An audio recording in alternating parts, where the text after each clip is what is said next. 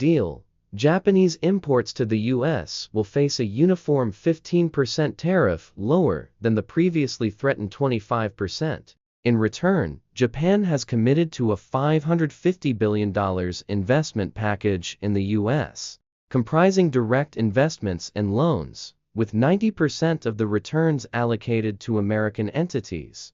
President Trump hailed the agreement as one of the largest trade deals in U.S. history, highlighting expanded Japanese market access for American cars, trucks, rice, and other agricultural products. He framed the investment as a major boost to U.S. jobs and industries. This agreement is among the few trade pacts the current administration has finalized, and it's reshaping the global trade landscape.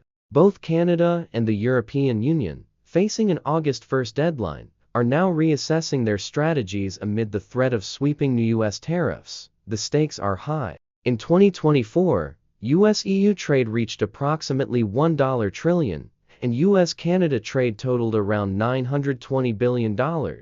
Tariffs on this scale impacting over $2 trillion annually could disrupt global supply chains, drive up consumer prices, and slow economic growth. EU response, retaliation plans, and negotiation efforts. The European Union is preparing to retaliate if the U.S. moves forward with a 30% tariff on EU exports after August 1. The EU's primary countermeasure is its anti-coercion instrument, which would target roughly €100 billion (117 billion) in U.S. goods with reciprocal tariffs.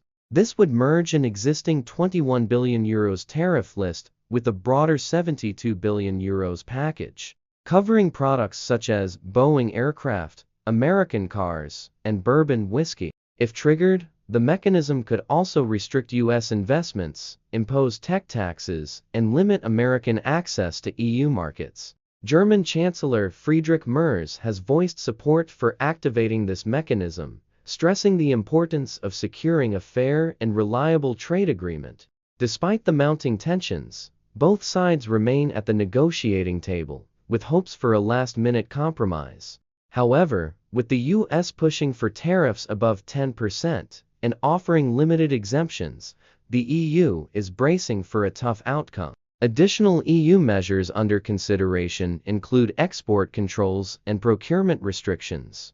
Canada's stand, resilience and unity in Canada. Leaders from across the country have rallied behind Prime Minister Mark Carney, who emphasized that while tariffs on forest products, steel, and aluminum are painful, most Canadian goods still face relatively low U.S. duties for now. Carney underscored Canada's dual approach, defending national interests while strengthening global partnerships.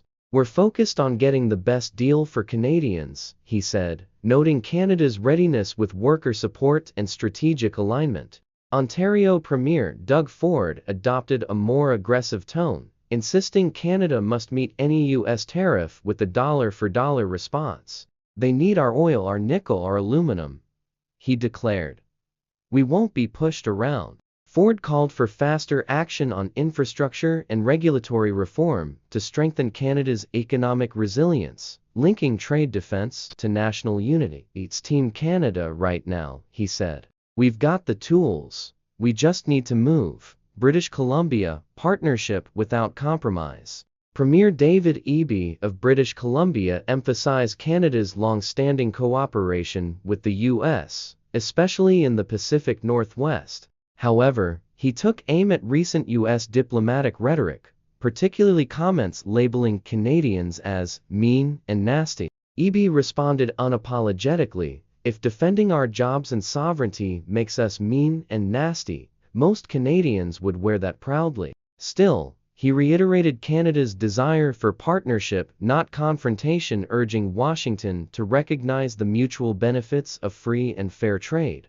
Quebec and Nova Scotia, patience and strategy. Quebec Premier François Legault stressed the need for a quality deal over a rushed one, stating bluntly, "You almost need to ask Donald Trump what he wants if even he knows." Nova Scotia Premier Tim Houston echoed the sentiment, warning against sacrificing leverage for the sake of an artificial deadline.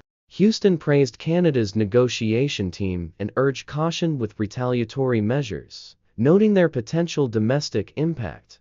We need balance, pushing back while keeping our eye on what really matters, the best possible deal under tough circumstances. Conclusion: crossroads in global trade.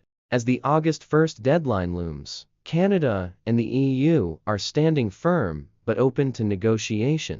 With billions in trade at stake, the coming days will be critical for shaping the next era of global commerce. Thanks for watching.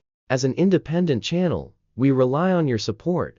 If you found this content helpful, please like, comment, and share to help others discover our work, and check out the next video curated just for you.